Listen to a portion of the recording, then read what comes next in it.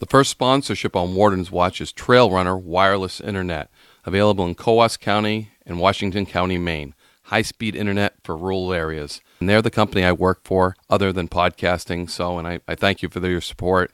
This is high-speed internet for rural areas, making my podcast happen and making businesses happen in remote places, as well as bringing technology to you folks when you live out in the country. Please go to mytrailrunner.com and like the page on Facebook as well. That would help them a lot and help me to continue Warden's Watch.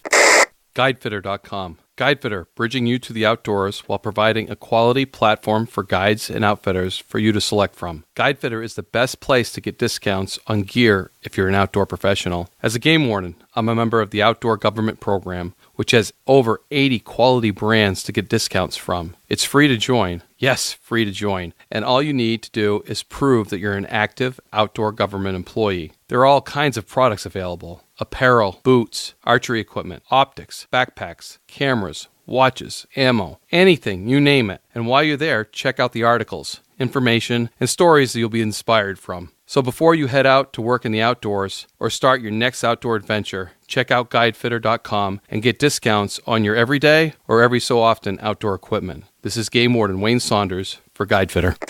RODgeeks.com. RODgeeks is a company that designs and builds fishing rods. They are a partner with St. Croix Rods and have been building fishing rods since 2008. They use St. Croix's expertise in all their rod designs, so you can trust the rods. The RG42 is a one-piece travel rod. Performs like a much longer rod, but is compact enough to keep anywhere so you can fish anytime. They offer it as a kit that includes rod, reel, fishing line, case, pliers, and a tackle tray. Put your favorite baits in the tray and you have everything you need to go fishing. It may look unconventional, but this rod really works. Pick up an RG42 kit today and you won't regret it.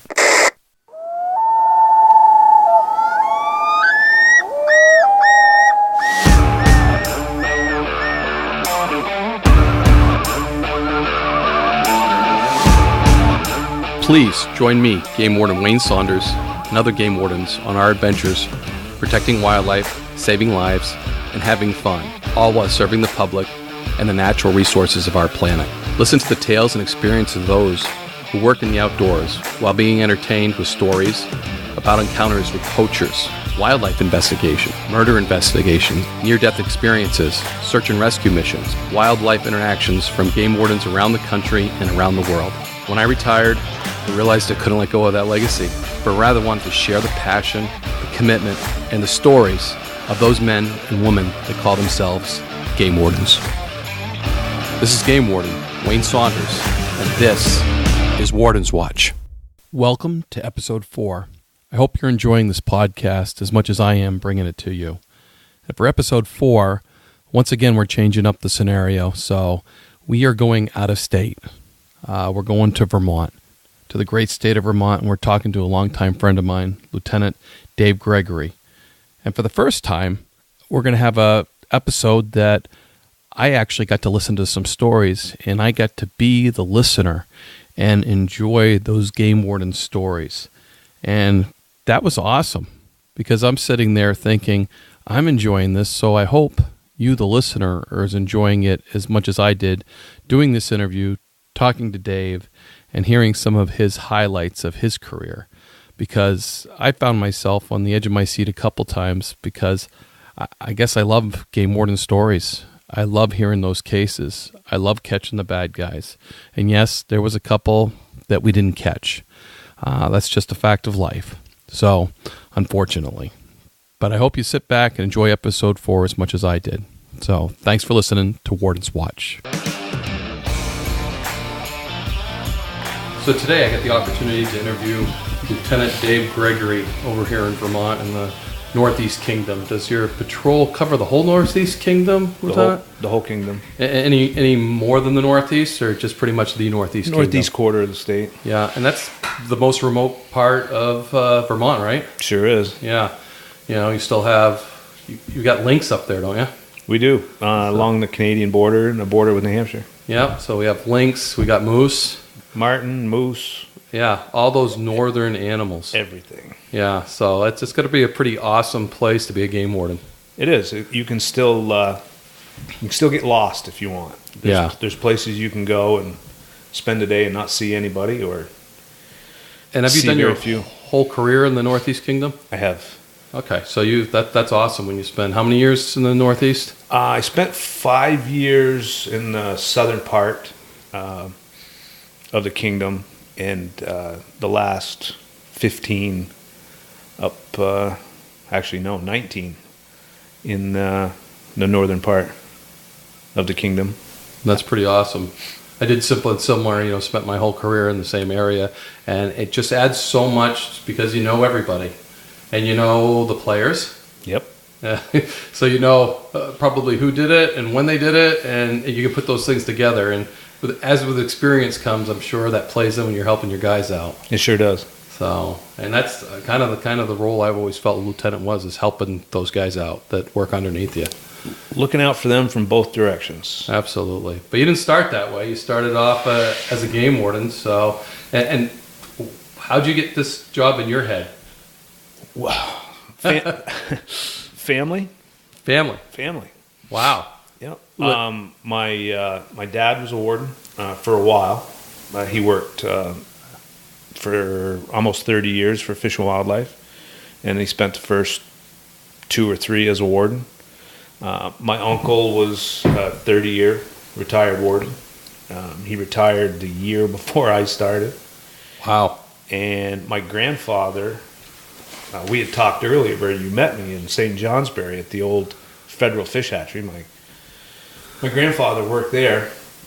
And then in the 50s, I think the early 50s, he took a job at the state with Fish and Game in Vermont and opened the Bald Hill Fish Hatchery up in Newark. Huh.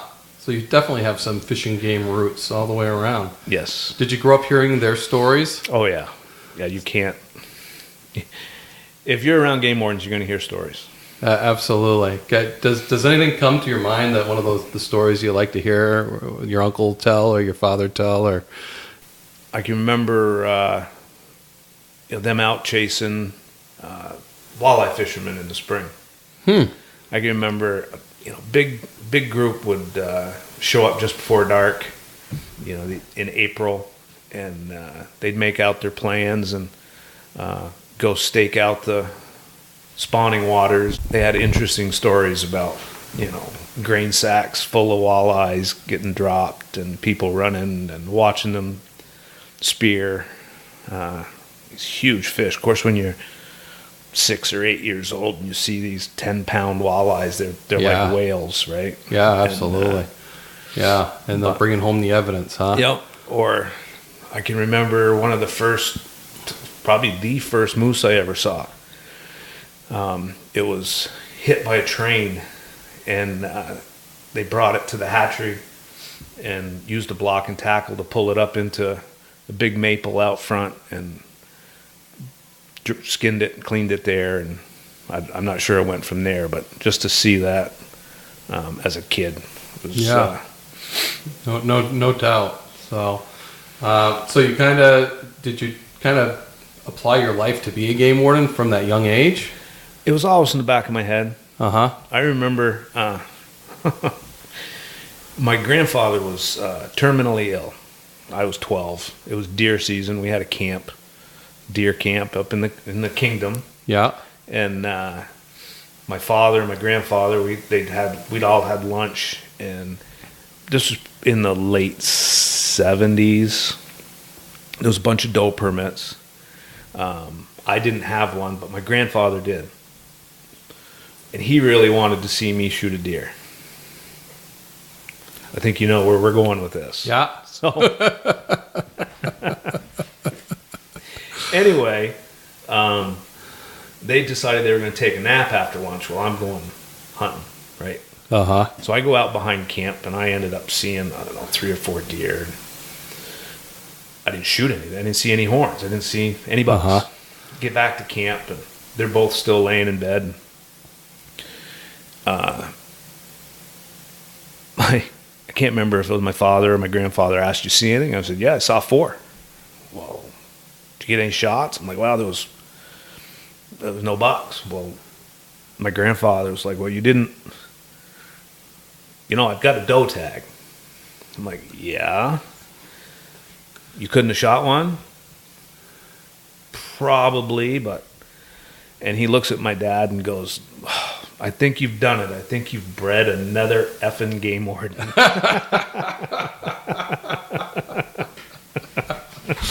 Oh, what a great story. Yeah. You know, and it's so true because people don't get it. You know, I have a buddy in Alaska. He's like, you know, hey, come up to Alaska and, you know, you want to kill a brown bear? I'm like, yeah, I can't afford to kill a brown bear. He's like, oh, you can use my tag. I'm like, no, no, I can't do that. You know, and that's the one violation I think I saw. I went out west hunting, and you know, at night I'd come in and there was a whole group of guys, and you know, my suspicions were they killed 2 elk. That one guy killed them both. Right. You know, with the way they were talking, and I think that's pretty common among hunters. You know, which party tags. Yeah, party tags, which some states allow. Province of Ontario. Yeah, you can party hunt. Absolutely. So, but I think most do it out of just the way they grew up, and they'd never shoot an extra, yeah, if you will. Yeah, no. But they've got tags, so they want to fill them. Right. And from a management point, if they're issuing tags, they want them killed. Right. You know, they want to bring down that herd. So it's you know, and if it's not legal, maybe it should be at some point, or you know, always in the back of my mind. I mean, if we're using this from a biological standpoint, then we should do it. But from our standpoint as game wardens, it's against the law. So don't do it. If we catch you doing it, you're going to get a ticket. You're going to probably lose your license. So certainly that's what I'm instilling in my son, even though he probably won't be a game warden. So did you go to college? I didn't. No. I went in the service. Yeah. I was in boot camp 9 days after I graduated high school. Wow. Did 4 years. And boy, do we like to see those guys come out of the service to become game wardens. Well, it didn't happen right away. I got out, had to have a job, worked construction for a little while, went to work for the state Department of Corrections. Worked in a jail for 3 years, and then did a year and a half, a little better, for field officer for probation and parole. Mm-hmm. And while I was doing that, I also worked part-time as a special officer for Montpelier PD. So the capital city of Vermont, not that it's huge, but I worked part-time for that police department. So you got some police experience. Got some experience there. Prior to. So all the time you were thinking, I'm going to switch gears here? And Yeah. I did, but it was during a time, you know, I got out of the military in 89, and the first time that there was even a test for wardens was in 93. So it was 4 years before they even offered a test. Yeah. No, I came on the same time period. There was a bunch of people wanting the jobs that we had. How many people tested when you did? 600. Yeah, we had like 7. There was like 1,100 applicants, and they tested like 700 of them. Yeah, and then it just started whittling down from there. But even as it whittled, you were still in the hundreds. Yeah. Down for, I think I got hired with 3 guys, so it was 3 positions open that time. And I went for it twice, so it wasn't the first time. It wasn't a charm for me. It was, the second time. Well, I went once, but I got the letter, thanks but no thanks. Oh. The Dear John letter, huh? Yeah. They hired, and I got it the first Monday of deer season. That's like a cruel joke. So got a letter saying, you know, you're on, you weren't hired. They hired 3 people in front of me, and but you're still on the list. The list will be active for a couple of years. So I'm like, great. Yeah. Where do I go from here? And that was. Like I said, that was the middle of November. In January, a couple months later, this is I bet you this has never happened to anybody else. I'll let you weigh in on it. So I'm in training in Waterbury, Vermont. Waterbury is where the headquarters was at that time. And I'm in training for probation and parole. Been there all week. Well, my uncle had told me that Fish and Game, the Fish and Wildlife, the Hunter Ed department had some trapping tapes, you know, instructional tapes you could borrow. and watch. I've always been a trapper. So I went in one afternoon after training and asked the woman in Hunter Ed if I could borrow them. Well, which ones would you like? She showed me the list. I said, I'd like to see these 2 or 3. She goes, I really don't have time to go get them right now. Can you come back, or can we mail them to you? I said, well, I'm in town all week. Is it all right if I stop tomorrow afternoon? No, that'd be great. So the next day, I walk in to Hunter Ed and sign out these trapping tapes. I'm walking back out, and Lieutenant Rooks, Bob Rooks, was the Northwest Lieutenant at the time. He's walking down the hallway, and he looks at me and he goes, where have you been all day? I'm like, across the common in training. We've been trying to find you all day. I'm like, oh, what's going on? Can't tell you. Come with me. Okay. So we walk around the corner, and we go into the Chief Game Warden's office. And I said to the lieutenant, I said, what are we doing? What's going on? He goes, I can't tell you. You need to talk to the chief. Okay, where is he? Well, he's at home now. So he uses the chief's phone in his office, calls the chief at his home. So the chief's at home. I was standing in his office when he offered me the job. Yeah, I think you're right. No, I don't think that's probably happened to anybody else. No, I can't even imagine. I can't even imagine. So he said, take your time. I told him, I need to talk to my wife. And it's kind of a formality. I'm going to take the job, right? And he says, that's okay. Take your time. I say that quite often, too. Let me know. Don't really mean it. He says, let me know in the morning. She's going to listen to this, too. Let me know in the morning. So I sure did. Called him up and said, wow. Absolutely. Wow. And, that's an incredible story. Yeah. Standing in his office as he offers you the job. That's and he was at home. Yeah. That's pretty cool, Dave. I must admit. I don't think anybody will ever have a story like that. I don't think that's happened to anybody else. Yeah. But, if somebody wants to be a game warden nowadays, they have a lot of opportunities because there's a lot less people trying to get this job. We struggle to find qualified applicants. Yeah. So if they keep their nose clean, that's the big one I'm finding. Yep. And, kind of curtail their life, to the outdoors, Maybe stay off social media. Yeah, that's a hard one though. With this culture and this generation, but yeah, no, definitely. Or be very careful what you put on social media and how you interact. So, for sure, it's definitely it's been a change. We've gone from 1,000 applicants 25, 30 years ago to maybe a couple hundred. Yep. And have 100 maybe show up and take the test. Yeah, it's tough. And then, whittle it down to 35 that we usually interview, I think. Yep, and New Hampshire's in the exact same boat. As a matter of fact, I think we trade candidates every now and then. We do. And we fight over them sometimes, too. and along with our brothers in Maine, too. Yep, that's a fact. Yeah, no doubt, because we all have similar processes, and it's certainly we trade back and forth. It seems so. Those 3 Northeast states. So, but yeah, so you get hired. You remember one of your first big cases? Yeah, I remember getting in, assigned to my district. And that was where? Reigate. So the lower end of the Northeast Kingdom in Vermont. Correct. Yeah. Right along, the New Hampshire, sharing the border with New Hampshire. The Connecticut River, yeah. And worked across from Sergeant Jewett. Yep. Who I trained with. That's where you and I met. That's how we met. 25 years ago. Yeah. Anyway, it was just before Christmas, mid-December, after all the deer seasons are closed. Mm-hmm. Got a complaint of deer dumped off the side of the road. Go down, and it's a big deer. Its hindquarters, its front quarters, and the head and neck have been cut off.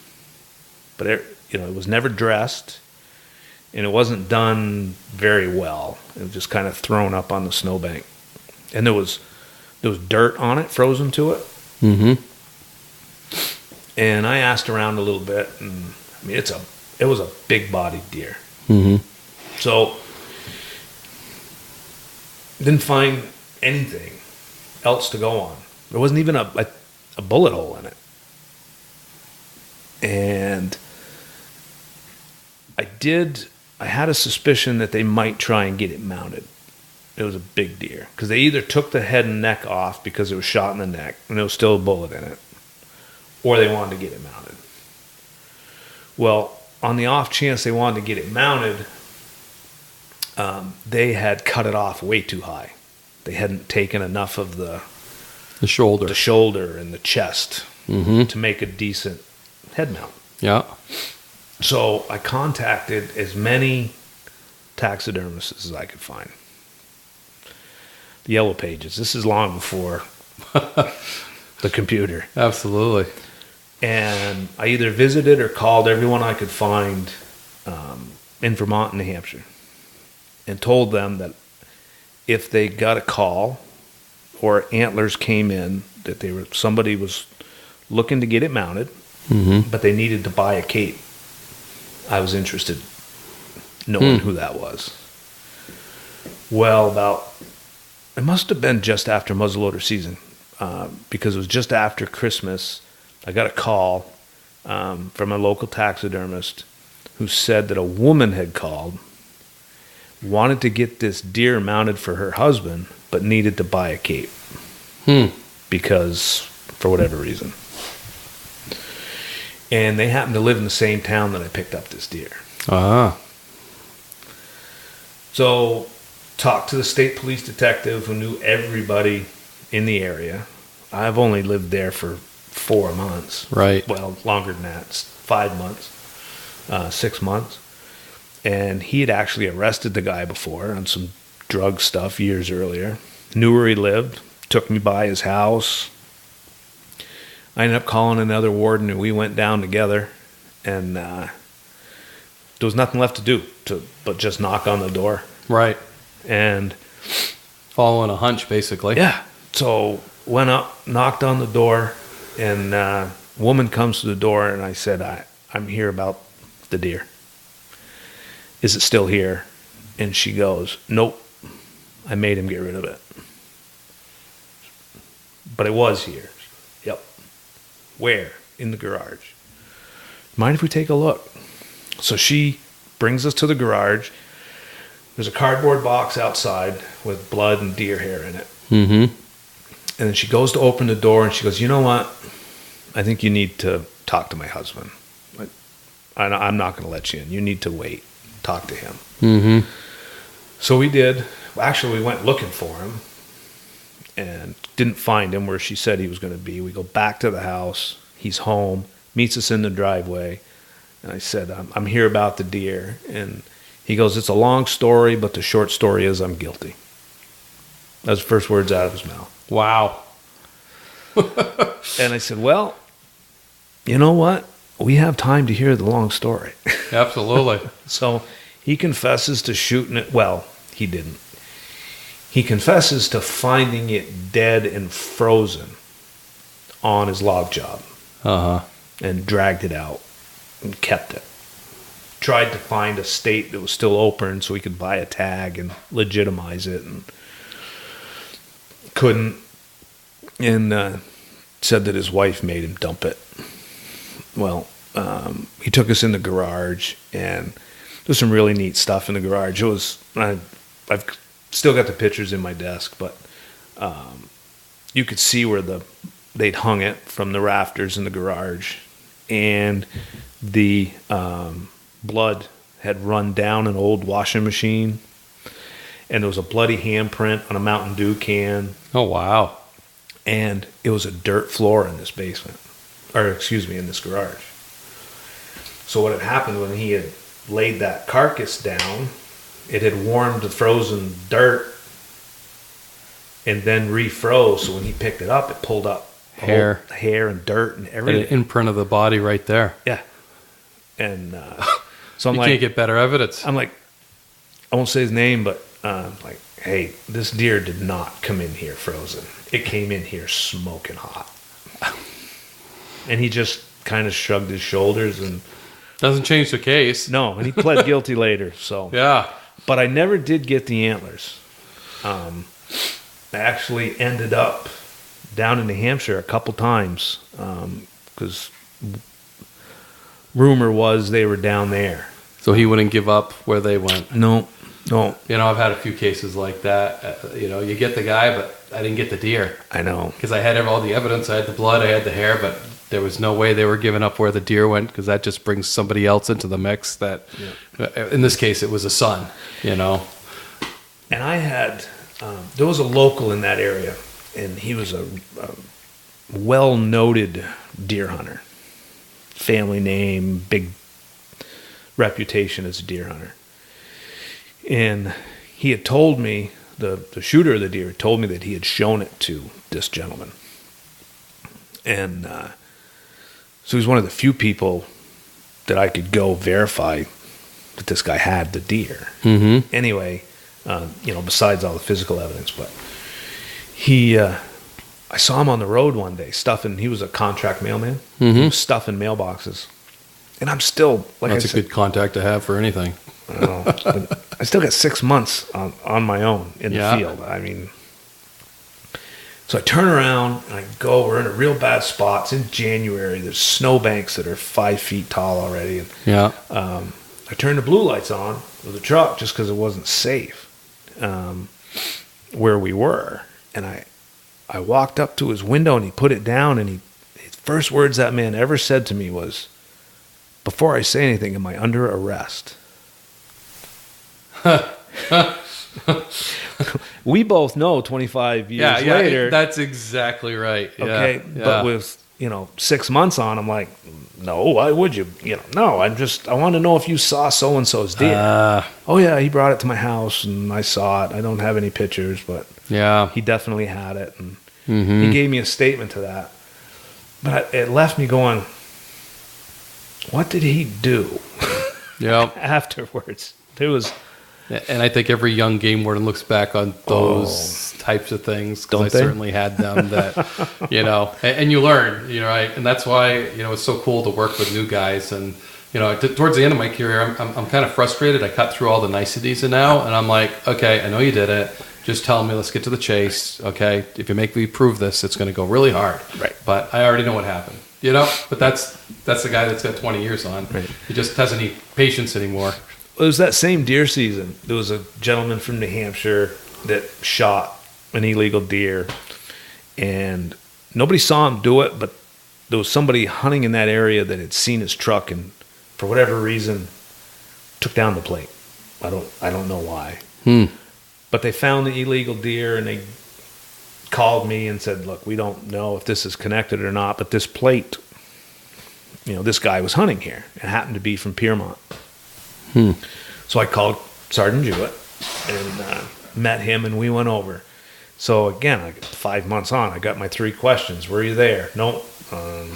Did you shoot anything? No. Did you shoot the deer? No. Well, I'm ready to leave, right? Yeah. Well, obviously, the guy didn't do it. And you'd have to know Sergeant Jewett, but he has that deep New England drawl. Yeah. And he's like, oh, just hang on a minute. So he starts talking, and I'm ready to confess that I did. But before we left, the guy had given it up, and I'd learned a lot. Yeah, he certainly had that way about him, and just kind of easy into things. Yep, so, yep. One of my favorite Sergeant Jewett stories, because I trained with him. So, and those interviews were priceless. But he sent me on a beaver set one day.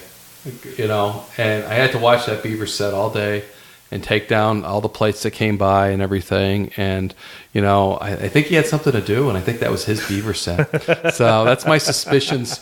20 years later, the trainee, I was all about it. I wrote down every plate that went by. I was excited, and, and maybe it was a set for over 24 hours that they weren't checking, and, but I'm pretty sure it was his beaver set. He had something to do that day. just thought the training needed to do. And I need to be alone today. yeah, exactly. So dropped me off for the full day watching a beaver set. It was snow on the ground. I was curled up and just sitting there waiting and, all excited. And every truck that went by, I'd write down the plate number and, and there was like 3 trucks that went by all day. That's my Sargent Jewett story. So, that kind of, the ones that get away, I hate to say that because those are the stories that burn in me because and I think we have more of those than we have the ones that we caught, unfortunately. But we were talking earlier, and I don't know if you can share that story or if you even want to, Dave. Yeah, we were talking about this on the way over. Somebody we both know, New Hampshire fella, but frequented Vermont. Yeah, we used to play ping pong. We'd pinch him and go to your side. You'd pinch him and go to our side. So the ping pong. And I helped investigate it one year when I was a trainee, and we just didn't have enough. The deer that was shot. So it's probably 4 years later, 5 years later. Knew he was going to be in the area, staying for the opener of our archery season, and I put it together to have 2 deer decoys out on parallel roads. I knew he ran both of them. Mm-hmm. Had great setups on both, but didn't know, which one's he going to be on. Mm. So we meet at 2:00 in the morning, and somebody bailed out, couldn't make it. So I had way more people than I needed to run 1 decoy, but I'm a little short to run 2. Now we got to run them both. Yep. So we did, and he didn't go to the decoy that I was sitting on. He went to the best one and shot it right out the window with a crossbow and center punched the decoy. Perfect shot. If you're going to draw X on the deer where you'd want an archer to shoot it, that's where he hit it. Nice. And then he... Not nice, but nice. Pedal to the metal, and he's gone. Ugh. And just where the chase vehicle was parked and how it was parked, when he hit the gas, he spun. And there was a little delay in letting him know because he's, 100 yards away, 75 yards away. He didn't hear it. It's not like it was a gunshot. So there had to be a radio call. Mm-hmm. And he had that old Chevy pickup. He had to pull it into 4-wheel drive, and it took a minute. Not a minute, but it felt like it, I'm sure. Yeah, I'm sure. And by the time he got out and on his tail, the guy was long gone. I don't think he ever even saw the tail lights. And a mile down the road, there was 3 different directions he could go, and we didn't get him. Yeah.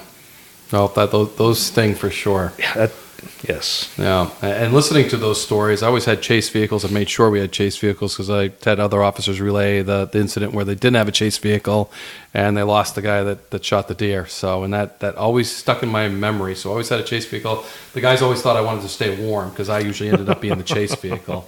But the one day we needed it, and they were all standing there waiting for me, and I had a similar problem. I was in mud. And I was stuck, and I put it in 4-wheel drive. I finally got out of there. I came onto the highway, and this mud chunk's flying. I'm in 4-wheel drive and trying to turn. I can't even go. And, but they understood where there was a chase vehicle. I caught my guy, so. But it was a race. Northeast Kingdom has a ton of moose, or used to have a ton of moose. We used to.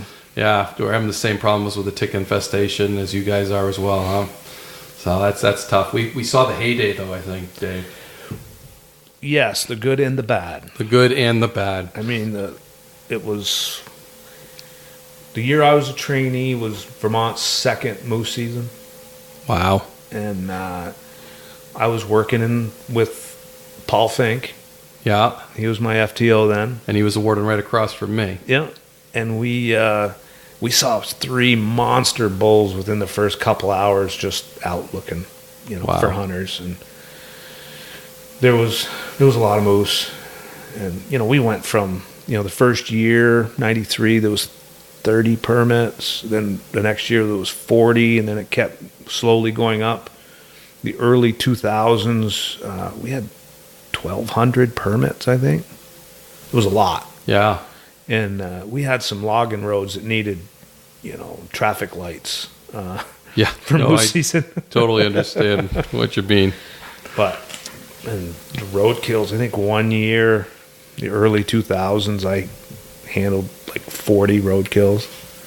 I'm not sure we have that many in the road kills in the state a year now. No, you probably don't. But and people didn't mind shooting them either. No, that was the highlight of a poacher, I think, to get a moose. So, because if you didn't get the lottery, you tried it some other way. Well, and then even the ones in the lottery were we're going to get a moose. yes, we're going to get a moose, one way or the other. Any cases stand out to you? Well, it's the one that turned into like 9, if that makes any sense. Yeah, it does. Yeah, it totally makes sense to me. And I don't know if it makes sense to listeners, but you start with one case and it just starts rolling. Yeah. So it was about an hour hike up into the middle of nowhere. A group of hunters had found a cow moose that had been shot and dressed and left. And but there was another gut pile there. They had shot the calf as well, and 2 or 3 guys dragged that moose off the mountain. So I helped the warden who's initially got the call, and we followed the drag mark and got it down to the logging road, picked up a little evidence here and there, the typical stuff, a water bottle, a beer can, a cigarette butt, something else they might have lost. Took some photos of footprints when you got a good opportunity. Then they dragged it down to the bank on this above this logging road. They backed up to it, loaded up, and left. And I had a trainee that day, but it wasn't my case. So I kind of forgot about it after that. Well, about a week later, 10 days later, the lieutenant asked me what I thought, if I'd like to run with it. I didn't want to tick anybody off, but... Yeah, step on any toes. Yeah. So, he said he would take care of it, and he goes, just do it. So I went back up in there with a metal detector, ended up finding 3 casings, 4 casings, about all we got at the scene. But what I did have was it was the moose season. I've got the list of the permit holders. Right. I'm assuming it was a permit holder that, had a double kill, which wasn't unusual. Didn't happen a lot, but every year there'd be a handful. I'm sure you had them too. And they just skidded the one they could handle by hand out. Well, the first thing I did was went through the whole list and went through the successful permit holders that reported a moose before the date that I knew this moose was shot. Right. Wasn't them. Yep. Cross them off the list. Okay. You're starting to thin out from 1,200. Well, actually, or whatever we you do had it that by year. zones. Oh, yeah. So I think there was 150 Yeah. So we're starting to... groups out there. Yeah. You think you cut it by half? Cut it by about half. Good. And then went through some others. Ended up cutting it to about a third. So about 50 that I was curious about. Mm-hmm. Compiled information on all 50. And we're talking now a couple months later. It was actually Christmas Eve. Don't tell me you went knocking on doors Christmas Eve. I didn't. Okay, but that's I good. did That's something I would have done. I did fire up the phones, though. Okay. So I start calling people off this list. Uh-huh. And I had this story that I had come up with that, told them who I was, and I'm calling just to make sure we're compiling our end-of-season results and making sure that we had all the reports. But we were also interested in the unsuccessful permit holders and wanted to reach out, blah, blah, blah. The problem with that was that you had to listen to every story. Every story. Yes. Right? And you can't just go, yeah, you're not who I'm looking for, goodbye. So you're listening to every story and you're saying thank you. And and they love telling their story because it's pretty important. And they do. Yeah. So wow, that's a lot of time.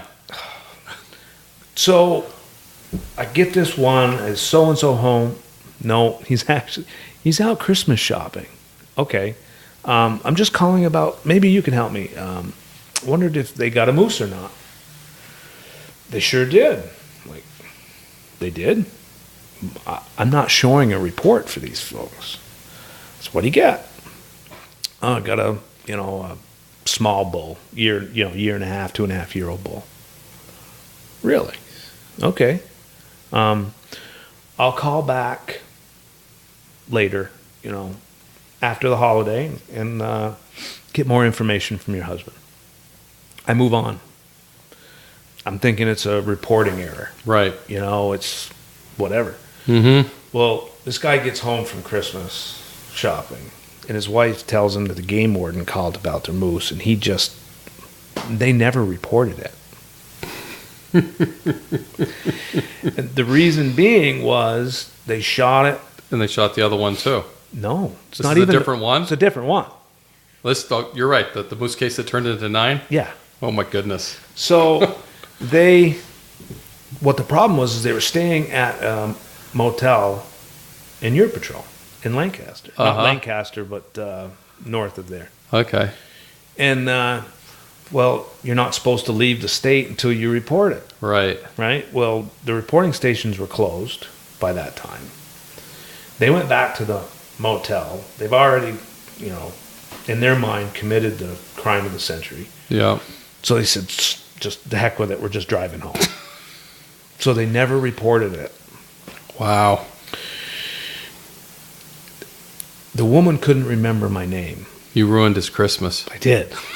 Totally ruined his Christmas. So he doesn't know who called his house. He can't sleep. As it turns out, the commissioner of Fish and Wildlife at the time lived just down the road from him. Uh-huh. He calls him. Look, Game Warden, this is what I did. They're calling the house. I can't sleep. I need to talk to him. So they finally track me down. Like, are you calling people on Christmas Eve about moose hunting? Yeah. Well, you need to talk to this guy. So I call him up, and he confesses to shooting this moose, taking it to New Hampshire, never reporting it, taking it home, butchering it, and never telling anybody. Wow. So we take it. Mm-hmm. Charge him, mm-hmm. his guide, his co-permittee, all three of them. Yep. And I move back to my list. There's another one. This one was reported that went to Pennsylvania. A couple Pennsylvania guys, small moose. I wonder if it was them. Mm-hmm. Compile all the information. Call Pennsylvania, work with a warden in Pennsylvania. They end up writing a search warrant. They go to their house on New Year's Day. We're just ruining. It's a little better. Yeah, we're just ruining the holidays for everybody. They go to the people's house in Pennsylvania. Yes, it's an illegal moose, but it's not the one I'm looking for, and they didn't shoot it. It was the caretaker up at Quimby Country in the Kingdom, which is like a group of camps. Mm-hmm. Knew they'd been struggling. He went to his camp in Vermont, and there was a small bull under the apple tree, so he shot it, left it there. when they went back to camp unsuccessful on the last day, he says, you guys you want a moose? Yeah. Well, I shot you one. It's up. So they went and they tagged it and took it back to Pennsylvania. Wow. Did that conversation roll pretty freely when the warden knocked on the door, do you know? Yes, it did. So I end up ticketing both the Pennsylvania hunters. Wow. Still not the right moose. Well, Is there really 9 moose in this story? it gets almost. Wow. There's 9 guys. There's 9 guys. Yeah, I think Wow. it comes out to 3 or 4 different moose. But so Cheney and Tim Egan meet Trevor Simonowski and I, because the guy lived in across from Bloomfield, Stratford, Yep. but his camp was in Vermont. Okay. 4 of us go to the house. He's over at camp. The 4 of us are now in Vermont, walking the snowmobile trail, looking for the camp.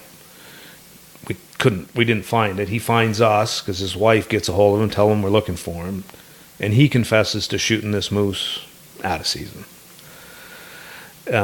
So cite him. Still don't have the right moose. So jump in. I have like 5 more places that I want to, people I want to talk to. And you're on a roll, too. I know. Why would you want to stop at this point? I know. Well, I'll tell you why you want to stop in a minute. Okay. So go to a place, and again, you got to know we didn't get one, but you got to hear and listen to the whole story. You know, it's a 2 cup of coffee story, and got to take your coat off because it's getting hot in the kitchen. And another warden and I, we go to this house, old fella, and you guys got a moose? Yep. I said, well, I have my gazetteer. I'm like, can you show me roughly where you got it? No, I can't. Why not? Well, I'm not familiar with that area. I just had the permit. My grandson was the one familiar with the area. Huh. All right. Where's your grandson live? And he gives us the address. We go, and no, he doesn't give us the address. We have to go out to a phone, call the state police barracks. They look him up. They give me the address. We go to the kid's house, and I can look from his driveway up at his grandfather's. I'm like, Grandpa couldn't just point down over the hill. So they Kind of ticked me off. Mm-hmm. So we go back and knock on Grandpa's door again. And he comes out, and his wife is standing behind him. We're in the basement. And I finally just cut to the chase. And I'm like, look, you can't point to this map and show me where you shot that moose because you weren't even there, were you? And he goes, nope, I wasn't. My grandson shot it, then called me, and I went up. Mm-hmm. When he says that, he drops over backwards unconscious. Drops. The warden and I run up to him. His eyes are rolled back, and his wife says, just get a nitro out of his pocket.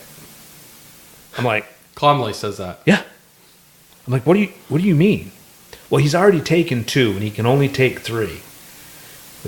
So you can give him one more. I'm like, no, you do it. So she gives him, he comes to, we put him on the couch in the basement, and he starts. She goes, it happens. Not while I'm around, it doesn't. I thought we killed I think that's the reason it did happen, Dave, because you were around. Killed the guy. And he calmly, finally told us about his grandson and some other guy shooting it. And he went up and met him, and then they went and reported it. But this isn't the moose you're looking for. And that's not the right one either. Well, after nearly killing the guy during the investigation. This does have a happy ending, doesn't it? No, I never found it. No! I got a call basically saying, that's enough. After you almost killed the guy? Yeah. Yeah. But it did. It came out to there was four illegal moose that I knew of, or something illegal about them. Yeah. And I think I wrote 9 cases out of it. Wow. Yeah. That's and it's strung, amazing. it's strung on for like 4 months. Yeah. And just go from one to the other. Yeah. A little more information. A little more, just keep on to the next one. On to the next one. Yeah. Oh, that was quite a run. That's probably the best run I've heard for moose. It was fun. Yeah. No I've always liked the investigative part. I have as well. I just and like you said, as you get better at it too, when you see that crack, you start working the crack and just spreading it open, and finally, throw up their arms and give it up. Or you got enough evidence that you're going to put this together regardless. And yeah, no, that's one of the better parts of the job. But I must say that seeing that muzzle flash at night. I saw that last deer season. Yeah. There was a truck parked out in the field. I was driving by just before dark. I had to watch because there was deer in the field. Mm-hmm. So I backed into a driveway. Of course, I drive an unmarked truck. Yeah. So I back in. It comes to the close of season, the end of the day. Yep, it's dark. The guy's still sitting up there, and it wasn't super long after, but bang, he shoots. So we got a lot of snow last deer season. Uh-huh. So I drive down the road. I find where he drove into the field. Of course, I don't have my lights on. I go driving up, and I'm trying to watch the truck to see if someone gets out or not. Mm-hmm. I think the shot came from the truck. So I ended up getting off his track, and I'm pushing snow with the grill. And oh boy. Yeah. And I'm almost to him, probably 20 yards short, and I'm going uphill, and I finally get mired. I can't go anymore. So, but I can see the truck now, and I can still see the rifle sticking out the window. And how far are you away? 20 yards. Wow. So I grab my flashlight, jump out of the truck. As I'm trotting up, I'd tell you I was running, but you wouldn't believe me. No. As I'm trotting up. Because there's a foot of snow at least. At least. I yell, "Did you get him?" And the guy yells back, "Yeah, he went down, but he's back up again." And as I reach the bed of the pickup, I'm like right with the back tire, he shot again. Wow. And that 06 in the dark is just as loud as it used to be. Yeah. And the flame that comes out that end. Yeah. Yeah, you just don't realize until you see it in that situation. It'd been a while, but it was still a lot of fun. Yeah. Yeah, no, I think every warden talks about his first muzzle flash, because it's memorable, and it's that adrenaline dump, there's nothing like it. It's, no. to be there in person. 10 feet away. Mark Ober always said we got his first night hunt case with him his first year, and it was an investigation. I'm like, oh, you got your first night hunt case. Yeah, but it's not the same. I'm like, what? I didn't see the muzzle flash. I'm like, man, he's just, he's needy, You don't have to. Yeah. I mean, you do, but... The next season he saw it. Did he? Yeah. So I had a 22 Magnum one time, and I heard it go off. We were watching them, but didn't see it. You didn't see it? No. How about the crossbows? Those always get under my skin because they're the poacher's tool. Yeah. So... And they're becoming more and more acceptable. Yes. Yes, and I always, I feel bad because my father, growing up, I taught hunter safety. I teach bow hunter, and I'm a big bow hunter, and he always heard me talk bad about crossbows. And when he's getting into his 70s, he can't pull his bow back, but he's not getting a crossbow. And I'm like, Dad, you got to get a crossbow. No, I don't want a crossbow. I went and bought him a crossbow because he needed a crossbow. He couldn't pull his bow back anymore, but he wasn't going to buy it because my negative aspects with crossbows. So, and I don't know about you, but I can remember approaching a few people that were hunting out of their tree stand or on the ground just illegally with a crossbow. They shouldn't have been, but that's what they had. Mm-hmm. Excuse me. I was much more on edge with that darn crossbow than I ever was with somebody with a rifle. Oh, they are a dangerous weapon. I don't know if it's the medieval side of it or what. Yeah, and that people get comfortable with them, and one of the worst hunted-relating incidents I ever saw was with a crossbow when a young kid, and it was out of Maryland, and I was at a training, and they were showing it. But, it's always stuck in my mind, too, that, just gives me the EBGBs. So, and you're right, just something about them I'm not a big fan of. I'll probably end up using one myself eventually. Well, I have to admit, when I turned 50, yeah, I did. Yeah, no, absolutely. It's part of aging. It's a part of the process. People get hurt. I get it, and they're an effective weapon, but it's the poacher's tool. It has been. In Vermont now, if anybody 50 or over can use a crossbow in the regular archery season, and it's introduced this year. It would go into effect for, I believe, 2020. Yeah. To legalize it for everybody. Yeah, and that's the trend. So, well, part of it is, they're trying to combat the, decrease in hunting activity. Yeah, and they're trying to regulate populations. Yep. So, and but for all those hunters out there, that's why I have never been a fan of the crossbow. It's a silent, deadly killer. The guy I got night hunting with a rifle converted to a crossbow. So, and that's because the shot got reported. Yep. So the shot doesn't get reported with a crossbow, and it's just as effective, at short ranges. So.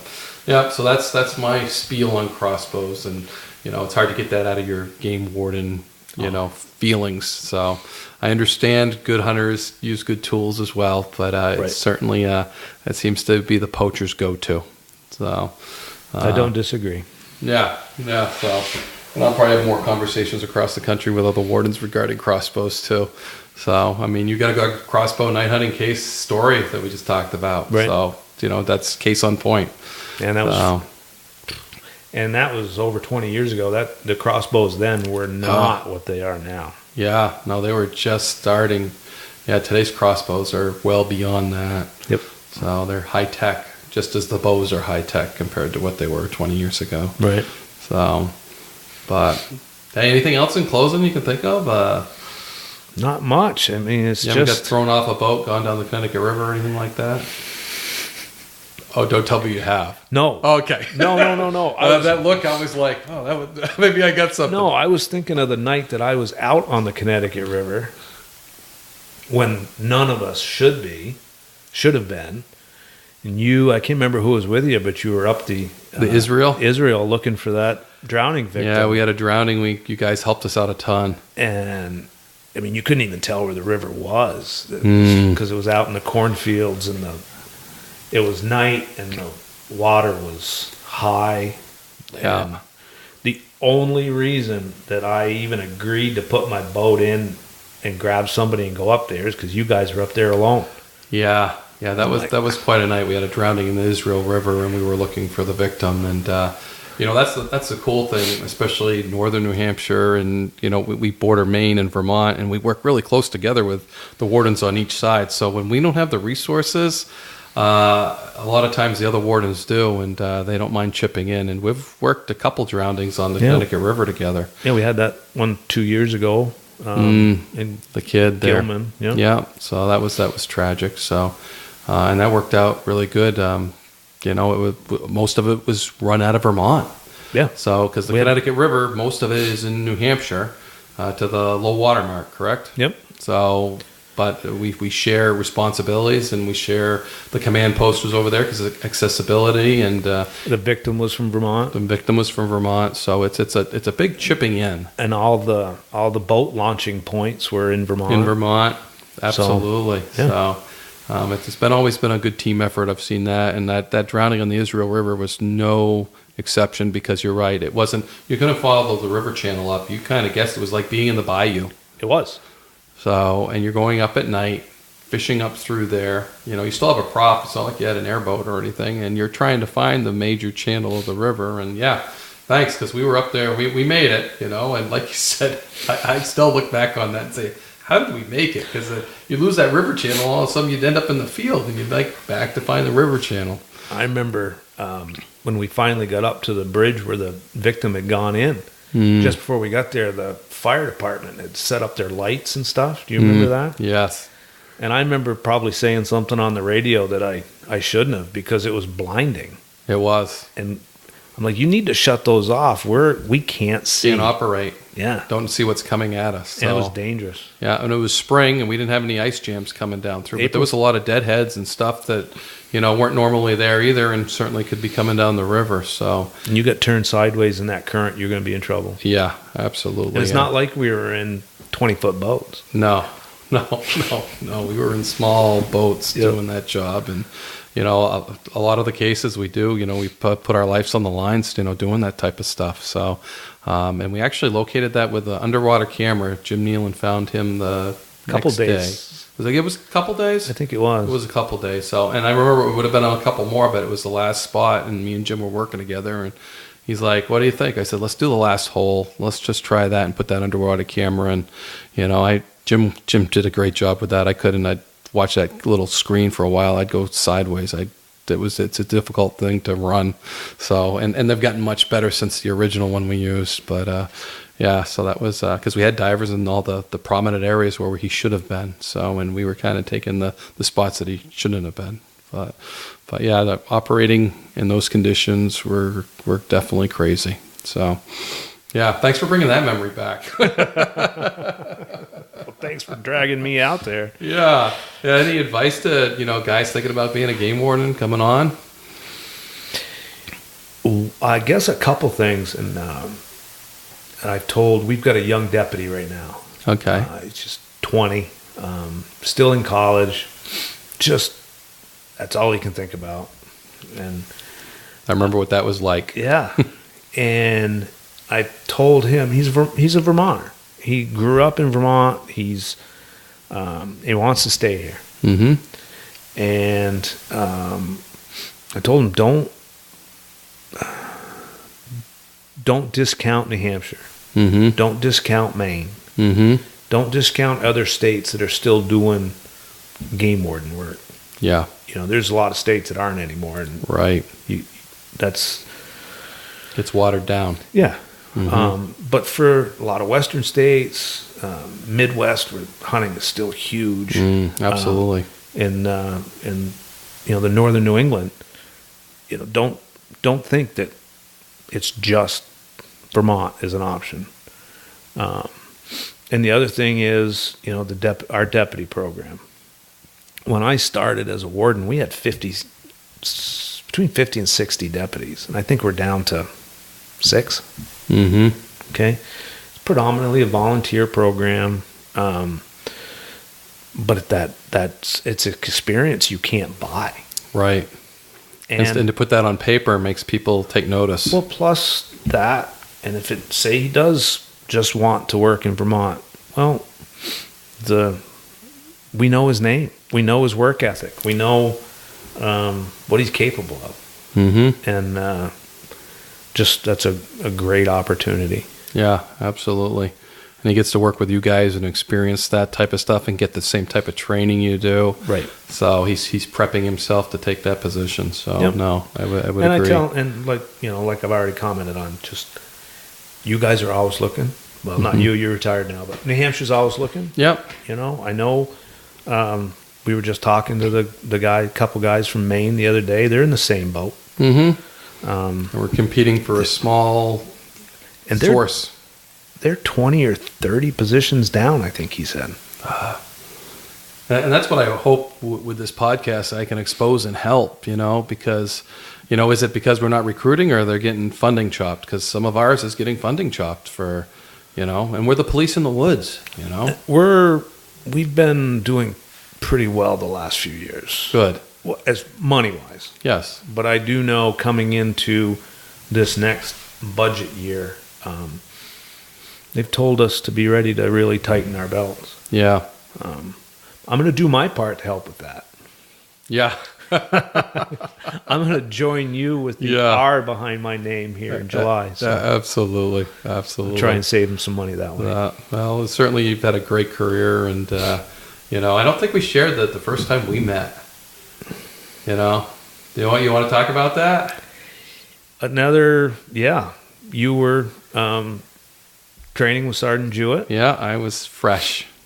And I was months in the field, single-digit months in the field. and responded to a complaint of an enclosure. A guy had a big fenced-in area where he had fallow deer and wild boar and mouflon sheep, everything. And it bordered the interstate. And it was in deer season, and he had somebody shoot a couple critters. I'm not sure exactly what they were. But anyway, somehow the law was written that these they're domestic animals. Right. But when they were shot inside an enclosure for the purposes of hunting, it'd be a wildlife crime. So we were supposed to investigate them. And I was helping Warden Eastman, the warden to the south of me, with a search warrant on a really bad guy. And we ended up getting a couple deer and a couple turkeys, and it was a great case. But so I couldn't get up there as quick. I was busy. Mm-hmm. Well, the guy called, wanted an immediate response, didn't get it, sat at his camp all day drinking, and just got angrier and angrier and angrier that nobody came. Mm-hmm. When I finally did get there, he met me at the door with a side-by-side rifle. And it sure looked like it was pointed at me. And he told me to get inside, and I said, no, you need to put that away. In court later, he said that, he wasn't sure who was there. Anyway, he did put it away. I ended up inside the camp. The guy was pacing back and forth, just an angry drunk. And finally just acted out, charged me, and pushed me into the wall. I ended up tripping against a wood pile. So my heels were against firewood, and I was pushed back against the wall, and kind of off balance. And while I was off balance, he grabbed for my sidearm. He just grabbed it and tried to, I described it as it felt like he was lifting me off the ground by my gun belt. Mm-hmm. And I secured it. It never came out of the holster. His wife and son actually tackled him, not me. I got him off me and off, his hands off my gun. And I remember his son. I remember looking straight into his son's eyes. This is 25 years ago. And I can still remember the look in his eye and him saying, just leave. Just leave. It's a pretty good idea. Yeah. So I backed out all the way to the truck, jumped in. It was an old Chevy pickup. I don't remember turning around because I had driven straight in. I had to completely turn around to go back out the way I came. I can remember I was going up a hill away from the camp, and that truck was just screaming, but I wasn't going very fast. And I had pulled it all the way down into low, and I had it right to the floor. I got on the radio and I said, hey, I'm going to need a hand here. And I got out to the main road, and you and Craig were the first ones that showed up to back me up. Yep. Came across the river, and you guys were the first ones there. That's when we met. Yep, no doubt. And I remember having the conversation with Sergeant Jewett. He's like, we're going to Vermont now, and I'm sworn as a federal officer, but I don't think you've done that yet. So, if you want me to drop you off here, we can. That's it. As a trainee, you're not going to say, now drop me off here at the state line, Sarge. So, right. But yeah, certainly that was an incident that. And fortunately, the guy did grab his gun and chase me out of there. We found out the next day. Really? But when we got to the main road, I turned east and went down to the main Route 5. Uh-huh. where you guys met me, and he knew where I lived, which wasn't but a couple miles up the road, and he turned right because he figured I went that way, and he couldn't find me. Wow. Yeah. That's kind of unnerving. Yeah. Yeah. The other thing that happened that night, people came out of the woodwork on something like that. Yeah. Trying to decide, we're going to go back tonight and arrest him, right, and what are we going to do? And, yep. One thing that really hit me is my son was, he was 2 at the time. Mm-hmm.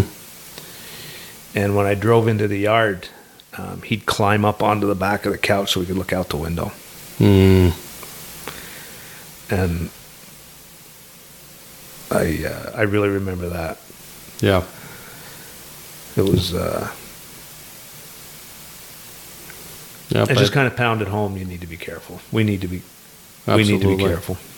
Yeah, and we all take that extremely seriously too, especially, because we live in those communities too. So it's definitely, and have to see those type of people after the facts. And I know usually we charge them as much as we can charge them with. And, we've had many cases go to trial over assaults with officers. And, we've always taken it really seriously. So a couple of things that came out of that. One, at the trial, it was, I don't want to say it was funny. Of course, I couldn't hear it. I was in the back room. But when they had the defense put the defendant's son on the stand, the one who told me to leave, mm-hmm.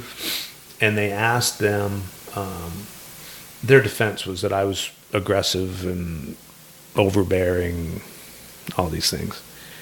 And they asked the son, can't remember exactly what the question was, but his answer was, I was afraid of what he was going to do. And the defense attorney said, you were afraid of what the warden was going to do? And he's like, no. I was afraid of what my dad was going to do. Right. Yeah. So, and that's why his reply was just leave. Yep. So, and I think that's the best thing to get, especially as lieutenants now, round up the troops and go, don't be a hero that day, come back for another fight. So, and especially when people sober up, that's probably the better way to go too. So, but had he taken the other turn that night, we would have had a whole different story, I'm sure. Yeah. And, it was like 5 years later, the sheriff in Orange County, mm-hmm. who was a deputy for us at the time, mm-hmm. he convinced a legislator, there was no specific crime at the time for disarming a police officer, disarming a law enforcement officer. Really? Yeah, not in Vermont. You had to kind of fit it into either, obstruction or impeding or these other crimes, but they didn't specifically address an attempt at, disarming a police officer, depriving him of his firearm. Yeah. And so it was like 5 years later, bill was introduced. I went as somebody. I testified at the Senate hearing with a bunch of other people. Yeah. And then a few weeks later, I got called back to the House hearing, and it was the same people were there again, and me. And the chairman of that committee basically said, we are very short on time. We'd only like to hear from Warden Gregory. Wow. So I got to give my testimony again, and July 1st of 2000, I think, 99 or 2000, that was signed into law, and it was, partly because of that incident. Nice. That's a win. Yeah. Yeah. That's a great thing that came out of a bad situation. So It's good to hang your hat on that.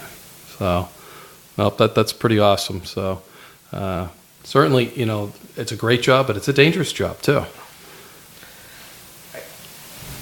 I'm looking forward to retiring. I'm looking forward, I'm moving west. I got a lot of hunting to make up for, a lot of fishing, a lot of trapping, a lot of stuff that I want to do. But I wouldn't trade it for anything. Yeah, I'm with you. So, appreciate your service to your state and, pretty much the whole nation. We're all wildlife protectors. So, no, it's pretty awesome, and thanks for your time.